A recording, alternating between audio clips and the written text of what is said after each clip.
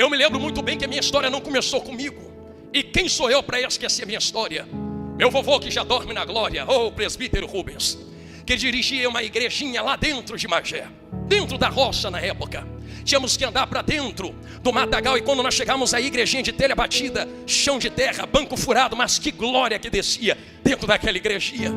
E vovô, certo dia, sentado no quintal da casa dele, começou a me contar das histórias dele, de todos os testemunhos que ele tinha e passou por amor de Cristo. Facadas ele tomou por pregar o evangelho. Ele tomou até mesmo feitiçarias sobre a sua cabeça, mas em tudo Cristo foi com ele. Ele me contou de como Cristo o levantou da feitiçaria do monturo, e como os demônios se revoltaram contra ele quando ele tudo abandonou para servir a Jesus, dizendo: se esse Jesus é maior, então eu quero servir a ele por toda a minha vida. O tanto de pedradas e humilhações que ele suportou. E eu tão pequeno, sentado no quintal, ouvindo meu avô me instruindo acerca da nossa história. Ele apontou o dedo na minha cara e disse: nunca se esqueça, meu neto, por toda a sua vida, que Deus me prometeu que a minha casa seria casa de profetas. O que Deus me prometeu não termina em mim. Continua em tu e nos teus filhos um dia. Sustenta a promessa nas tuas costas. E eu tão pequeno não entendi o porquê meu vovô já falava aquilo, mas ele sabia que pouco tempo lhe restava, então ele já entregava na minha pouca idade. Eu sei que da casa de promessas que Deus colocou na vida do meu avô, casa de profetas, se alastrou por dentro da casa do meu avô. A minha mãe se levantou como uma grande profetisa dentro da igreja em Belfor Roxo. Casou-se com o meu pai. Os dois dirigiram congregações, igrejas, na antiga Saracuruna e depois em Marechal Hermes. E eu me lembro muito bem, voltando da escola, quando entrava a pastora Helena Raquel na minha casa devagarinho, voltando da escola, pastores, subia as escadarias procurando a minha mãe em silêncio. Ia na porta do quarto, abria a porta do quarto, e a minha mãe estava de joelhos dobrados na beira da cama, dizendo: Senhor, me ajude a suportar o peso e o sustento do propósito. Não me deixa ser um elo quebrado desta corrente, na promessa que tu fez para o meu pai. Eu lembro quando a minha mãe dirigia a consagração num bairro, todos aqui conhecem, chamado Melhoral, ali em Guadalupe, para trás de Guadalupe. E a minha mãe saía de Ricardo de Albuquerque a pé, porque nós vivíamos uma situação financeira terrível. E minha mãe tirava muitas vezes da comida para comprar livro para a escola. Muitas vezes meu pai deixava de comer o bife na marmita para poder dar um ovo para mim e a minha irmã comer. A minha mãe, para economizar dinheiro de passagem, ela saía andando a pé quase 1h30, 2 horas de Guadalupe até o outro lado, para poder dirigir consagração. Eu sei que quem tem boa saúde andando, eu sei que eu já fiz esse caminho, demora 40 minutos, mas a minha mãe levava 2 horas, porque ela esteve em uma época onde o seu coração estava 3 a 4 vezes acima do tamanho normal. Ela estava a ponto de perder a própria vida, porque o coração já não estava mais suportando. E ela andava mais ou menos assim, como Davi sacrificando na arca: 10 passos, para respirar. 10 passos, para respirar. 10 passos, para respirar. Para economizar dinheiro, para eu poder estudar, para poder pregar aos meus irmãos. Ela ia a pé dirigir a consagração, sentava na mesa e ofegante descansava enquanto as irmãs dirigiam.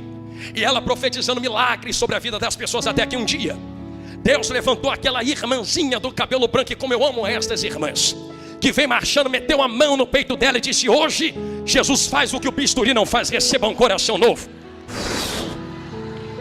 A minha mãe, pastora Helena Raquel, naquele dia, ela pegou um saco de remédio, guardou no guarda-roupa e disse: vou deixar aqui, não tomo mais um remédio. Se Jesus falou, falou e ponto final. Quando Jesus restaurou a saúde dela, apóstolo, ela foi o mês seguinte na nossa sede, apresentou a caixa de remédio e disse: meus irmãos, Jesus curou meu coração. O médico bateu a chapa, pastor, e o coração tinha voltado ao normal. Eu cresci debaixo de milagres, pastor Helena Raquel. Eu cresci vendo isto dentro da minha casa. Eu cresci vendo meu pai sem dinheiro, mas não largar a obra, ser fiel até o fim, ser fiel enquanto pregava a palavra aos meus irmãos, ser justo no meio do povo de Deus. Até que Deus me chamou e me convocou para a obra. Eu comecei a pregar, meus irmãos, não foi com 20 anos, 30 anos. Hoje eu tenho 32 anos. Mas como cresci dentro da casa de meu pai e de minha mãe, que sempre estiveram na igreja, comecei a pregar com 8 aninhos de idade, com a minha mãe me dando oportunidade, lá em Jardim Gramacho, em um culto de quintal que fazíamos, e hoje é uma igreja, na casa de uma irmã, na parte de trás do quintal. Eu me lembro até hoje a primeira ministração que eu preguei, com a minha mãe me olhando e me instruindo acerca do que eu deveria falar. Eu comecei agradecendo a oportunidade, terminei saudando com a paz do Senhor. Terminei cantando um hino: Jesus, eu tenho um barco que navega sobre o mar, e o meu Jesus é o capitão. Preguei acerca da tempestade e Pedro sobre as águas. Me lembro até hoje, quando ele começa a afundar e Jesus segura as suas mãos, dizendo: rapaz, por que duvidaste? Por que não acreditou? Comecei a pregar com 18 anos, mas não parei de estudar. Terminei o primário, terminei o fundamental, terminei o ensino médio. Comecei a trabalhar. Eu saía da escola ou saía do trabalho e ia para pregações. Eu ganhava tão bem, oh Jesus, estava tudo tão às mil maravilhas. Estava tudo tão perfeito, eu dizia: está funcionando, é assim que eu quero. Tenho o meu trabalho, trabalhava, vocês conhecem, na Fundação Oswaldo Cruz, e trabalhava na parte de gestão da Fiocruz. Ganhava tão bem, tinha muitos amigos, contatos, e dizia: eu estou bem, saio daqui com dinheiro no bolso, no final do mês vou pregar, está tudo certo.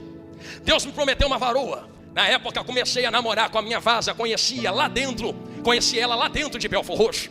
Até hoje eu volto para pregar na igreja dela, os irmãos brincam comigo: rapaz, você veio de outra igreja para levar nossa preciosidade para a tua. Eu disse: eu não, foi Jesus que colocou ela nas minhas mãos, ao meu lado. E nós começamos a namorar, oramos. E depois que nós começamos a namorar, noivamos, tudo certinho, bonitinho. E Deus começou a ministrar nos nossos corações, dizendo que tinha algo diferente conosco na terra. Irmãos, mas Deus nem esperou o casamento. Fui eu certo dia pregar a palavra de Deus, e Deus começou a usar os profetas dizendo: agora eu quero que tu só prega, tu vai ficar só na minha obra, eu te quero só rodando pregando a minha palavra. Isto já tem 12 anos. Eu te quero só nos meus mantos de mistérios, eu te quero envolvido só dentro desta nuvem. E eu bati pé no chão dizendo: é ruim, hein? Porque eu tenho dinheiro no meu bolso, está tudo dando certo. Que palavra é essa que Deus disse que vai trancar a porta que Ele mesmo abriu? Deus, se é tu mesmo que está falando, eu vou fazer uma prova contigo. Para que crente vai fazer prova com Deus que testifica? Se em 3 dias, isso era numa terça-feira, se em 3 dias essa porta trancar na Fiocruz, eu sei que é tu que está me chamando. Só que com carinho, irmãos, era impossível aquela porta trancar. Eu coloquei um impossível diante de Deus, porque a Fiocruz estava contratando pessoas para dentro. E se tivesse que mandar alguém embora, tinha umas 700 na minha frente fazendo um trabalho pior, dizendo: olha, tem fulano, tem ciclano, tem beltrano, tem da garagem, tem dali, tem de cá. Aí eles não vão me tirar, estou sendo elogiado, recebendo nota de agradecimento. Para que eles vão me tirar se eu estou recebendo até aumento e promoções aqui dentro? Passou a terça-feira, nada. Passou a quarta-feira, nada. Passou a quinta-feira, nada. Eu largava às 5 horas da tarde. Quarta, quinta, sexta-feira deu o 3º dia. Às 4:30 da tarde, eu me lembro como se fosse hoje, sentado na minha mesa, a pastora Helena Raquel. Eu disse assim: tá vendo, era coisa da minha cabeça. É Deus que está chamando, já vai dar 5 horas, vai bater os 3 dias. Se fosse para mandar embora, mandava agora. Porque depois de agora é só segunda já passou os 3 dias. Na hora, eu só pensei, na hora que eu pensei, o telefone toca. Eu olhei e falei: não acredito. Porque na mesma hora o Espírito testificou: aconteceu. Eu atendi e a voz do outro lado, trêmula, disse: sobe aqui no RH. Subi aquelas escadas dizendo: não é possível, não é possível, não é possível. Quando eu cheguei no RH, a menina com papel na mão sem entender nada disse: eu não sei porquê. Foram essas as palavras.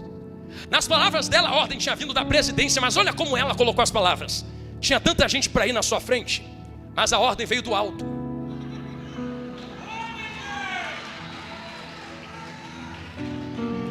Vai ter que assinar o papel e a gente vai te pagar, vai embora, tu não pode mais ficar aqui. Eu não entendo o porquê. Eu disse: não, eu já entendo, deixa eu pegar logo aquela caneta e assinar, que é Deus que está me chamando para um manto de mistério, eu não posso negá-lo. Encerrei as minhas atividades, peguei a minha mala, cheguei até a casa dos meus pais e disse: hoje Jesus me chamou para um novo manto de mistério. E comecei a trabalhar e a viver só na obra de Deus. E eu disse para minha noiva na época, que hoje é minha esposa, a Grazi, e falei: olha, Jesus falou isso comigo, tá comigo? Ela disse: se Jesus falou, eu acredito no que Ele falou. Vamos embora que eu estou contigo.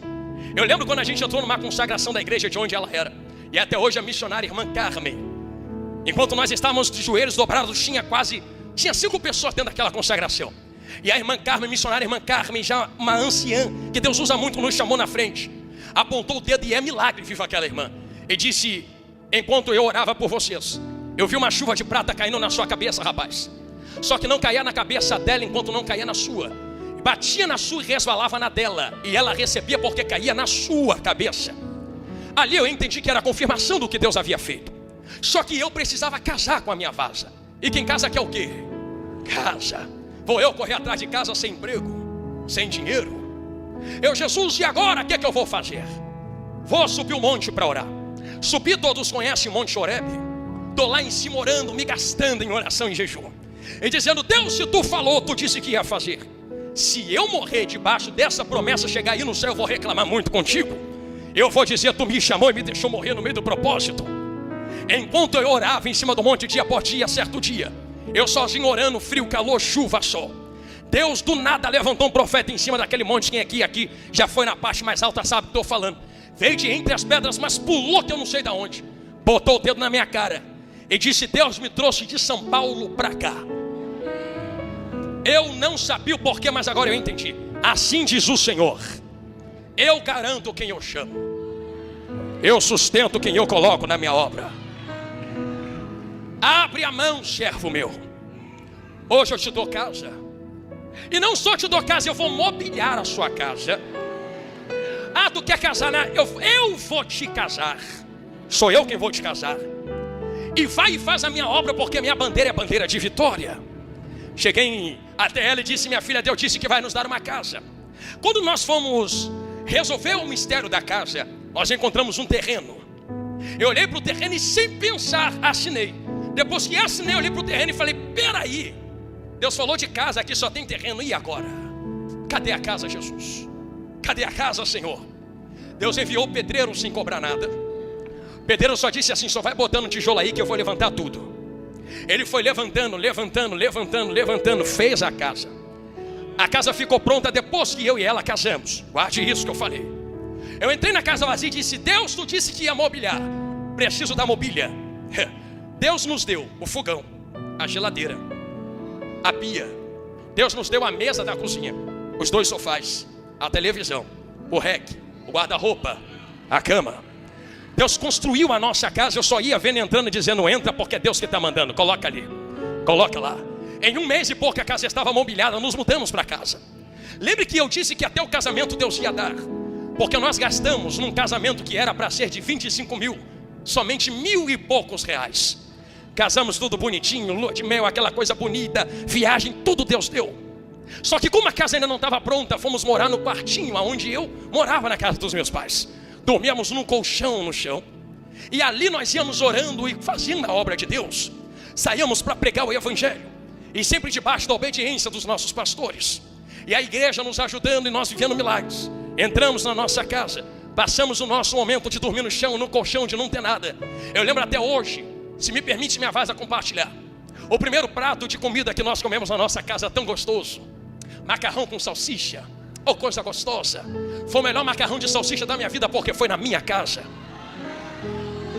foi nos meus pratos, foi a nossa comida. Nós começamos a fazer a obra de Deus viajando para cima e para baixo. 3 anos se passaram desse manto de mistério, mas as coisas se afunilaram de tal maneira. Permita-me colocar de maneira clara dentro da palavra. Eu preguei e falei a vocês até aqui que Deus prepara milagres antes de fazer milagres através de vocês. Deus flui através de vocês e o que coloca na vida de vocês. Eu aprendi algo com a minha mãe, e ela me disse: filho, nós não podemos dar vida se nós antes não tivermos vida.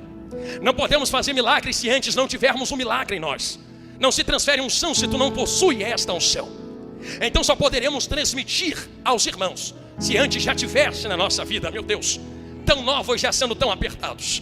Eu lembro de uma vez que alguém disse: não se tira azeite de azeitona pedindo azeitona, se tira azeite de azeitona amassando a azeitona. Ah, que Jesus começou a amassar gostoso, mas parece que trancou de todos os lados. Não tinha mais R$1 no bolso. Mas foi nesse momento de não ter mais R$1 no bolso que eu vivi os maiores milagres e mistérios das nossas vidas, que eu mais fui estruturado para estar na caminhada. Deus me disse: filho, te prepara. Eu preciso te estruturar. Para quê, Senhor? Para tu não te corromper com a unção que eu vou colocar na tua cabeça. Vou te estruturar para suportá-la. Eu falei: então, Senhor, estou contigo, faz o que precisa, mas a glória é sua. Eu lembro que apertou de tal jeito que nós não tínhamos dinheiro para quase nada. E eu lembro que um dia, não vou entrar em muitos detalhes, eu lembro que um dia nós fomos em uma igreja ministrar. Estava eu, a minha vase e um amigo meu no banco da frente. E eu cheguei no meu limite, porque todos têm limites. Eu desabafei com ele e falei: amigo, hoje eu passo a régua.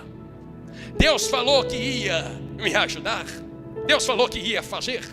Só que permita-me falar algo aqui a vocês. Foi no momento de mais alta tempestade que os discípulos perguntaram: quem é esse que vem andando sobre as águas? Eu sei que é nos momentos de maiores tempestades que às vezes a gente esquece quem é aquele que anda conosco no meio dela. Eles pregaram com Jesus, comeram com Jesus, viveram com Jesus, mas quando a tempestade soprou, quem é esse? Quem é esse?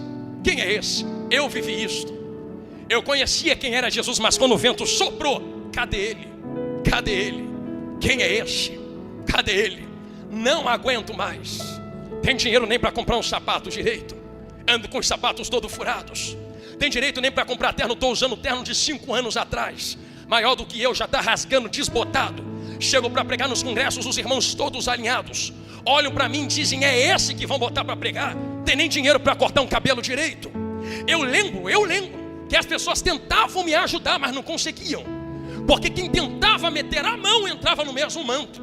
E por misericórdia eu dizia: não mete a mão no que eu estou passando, porque é mistério de Deus comigo. Tu quer viver a mesma prova que eu estou vivendo?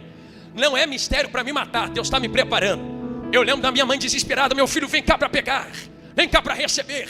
Eu: mãe, deixa Deus trabalhar. Se eu for aí, vai recair na tua cabeça, porque se Deus estiver me dando, Ele vai tirar da tua mão, para tu não me entregar mais, porque Deus é quem está me provando nesse mistério.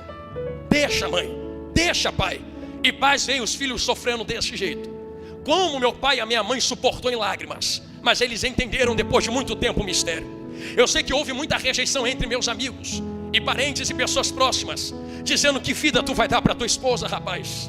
É isso que você tirou ela da casa dos pais dela, para fazer ela passar por isso? Eu me lembro de sentar na beira da minha cama, olhar pela janela e dizer: Jesus, é pedrada de quem devia estar me ajudando, é abandono de quem devia estar do meu lado, dizendo: vai, rapaz, que Deus está contigo. Parece que eu estou sozinho, não tem ninguém. Quem é que está comigo para chorar comigo? Eu me lembrei de uma palavra que o Espírito Santo me deu à noite, dizendo: ô meu filho, lembra de Davi derrubando Golias? Eu disse: eu lembro. Pois é, mas quem é de Israel que lembrava dele derrubando leão, urso? Palmas foi para Golias, não foi para leão nem urso. Quando ele se embrenhou com o leão, meu filho, não tinha ninguém para matar leão com ele. Não vai ter ninguém, meu filho, para orar contigo agora. Aprende a suportar, porque eu preciso te estruturar. E eu chorando, aguentando pedrada, a perseguição de todo lado. Eu me lembro, na época de DVD, eu terminando de pregar, indo com meu DVD para a porta da igreja, ficando parado na porta da igreja, vendendo meus DVDs a R$10, dizendo: meus irmãos, leva meus DVDs. E as pessoas passando e dizendo: tá vendo? Deus chama para isso aí, para ficar mendigando na porta de igreja, para ficar tentando passar CD pirata na mão dos outros para poder pagar a conta. É para isso aí que Deus chama de quem havia recebido momentos antes da parte de Deus através da palavra na boca do profeta.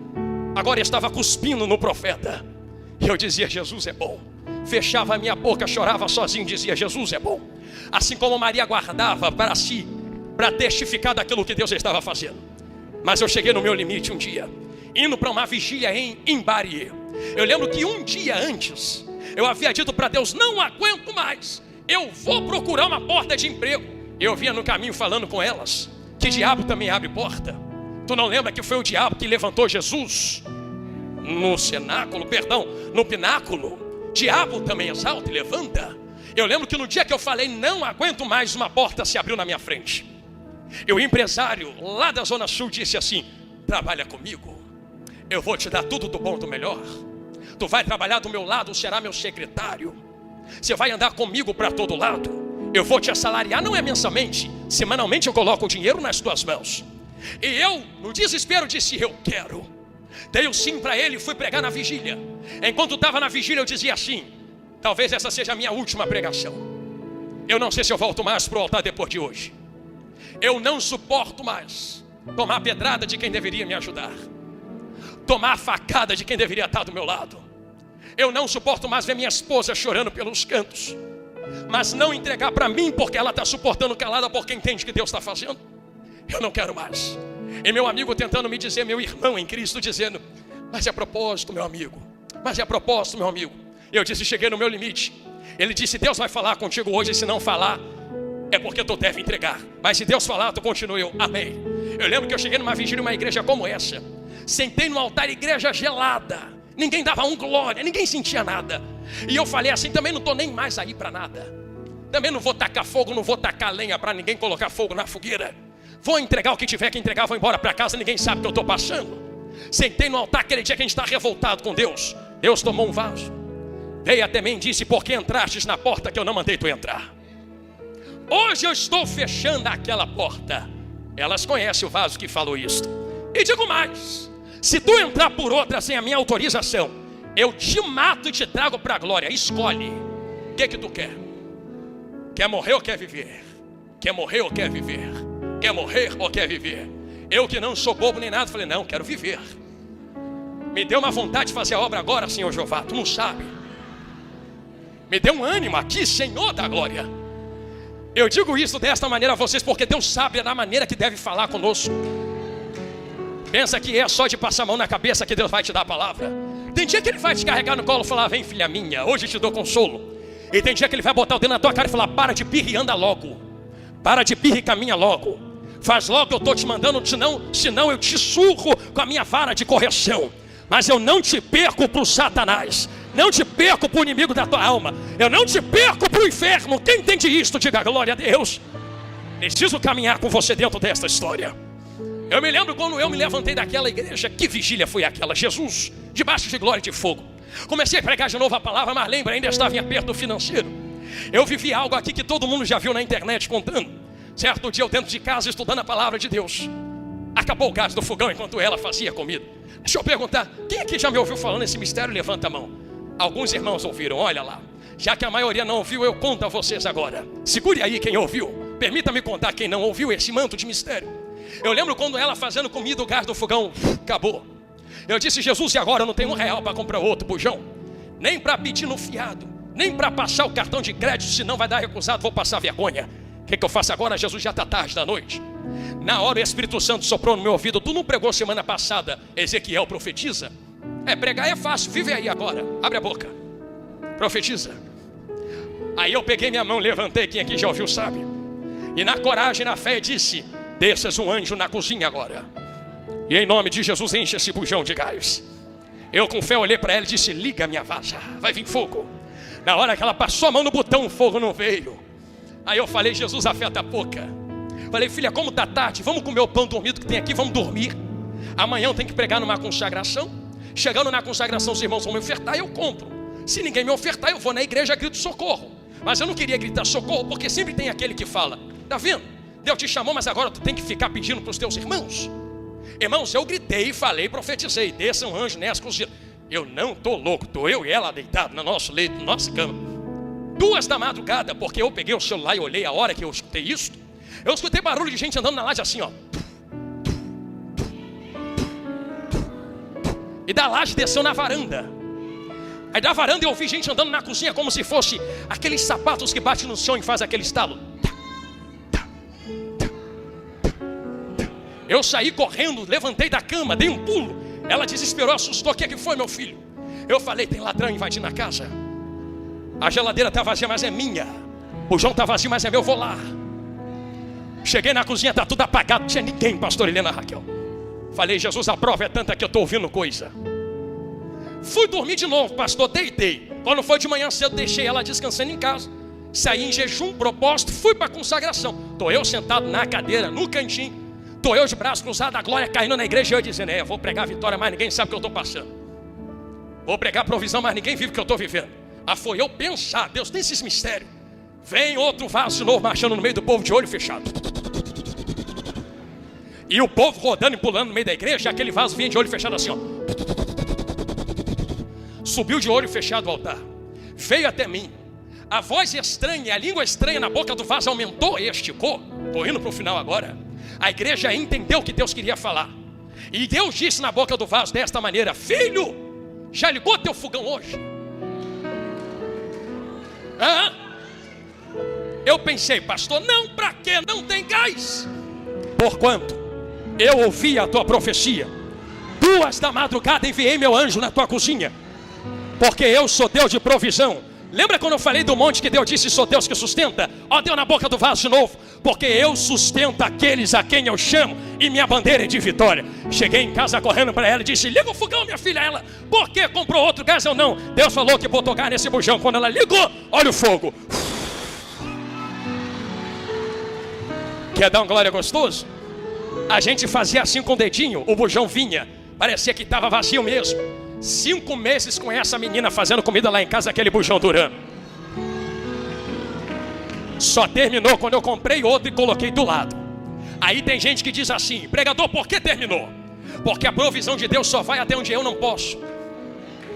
Quando eu posso, a provisão se retira. E hoje eu ouvi gente aproveitadora dizendo, sabe o quê? Então para que comprou? Por que não deixou continuar fluindo a água da rocha? Eu falei, não vou abusar do poder de Deus. Deus entrega até onde eu não posso. Mas eu não vou ficar vivendo de provisão, porque provisão é momentos, não é vida. Deus quer me entregar para ter. Não é sobreviver, é viver. Lembra que eu disse? Eu lembro de quando eu andando com meu carrinho. Eu tinha um Fordzinho K redondinho, andando com meu carro. Eu chamava aquele carro de índio. Me pergunto por quê. Eu vivia na reserva. Eu andando com aquele carro na reserva. Quantas vezes o carro capengava no meio do caminho e chegava. Um dia eu fui ministrar numa igreja. Eu vivi algo que eu compartilho com os irmãos agora, já indo para o final, finalizando. Aonde disseram, vem que a gente te abençoa, vem que a gente vai te dar. No final todos saíram, pastor Helena e Raquel foram embora, me deixaram aí e minha esposa plantada na porta. O porteiro saiu, falou, não, já foi todo mundo. Toma aqui 20 reais que a gente só tem isso, e era tão longe. E eu cheguei com ele na reserva. Falei, Jesus amado, nem o cartão eu tenho. E nem era época de Pix, ainda não tinha, para alguém mandar um socorro. Falei, vamos embora, botei os 20 reais. No meio do caminho o carro. Falei, Jesus, não me deixa sozinho aqui. Tá aqui ela de prova, para mão, tô mentindo. Eu botei a mão por cima do volante e disse, Jesus, manda um anjo, coloca gasolina nesse carro. Quando começou a acontecer, eu falei para ela, olha para ver que eu não tô mentindo. O ponteiro começou a fazer assim, ó. Cheguei em casa e andei a semana inteira com aquele negócio.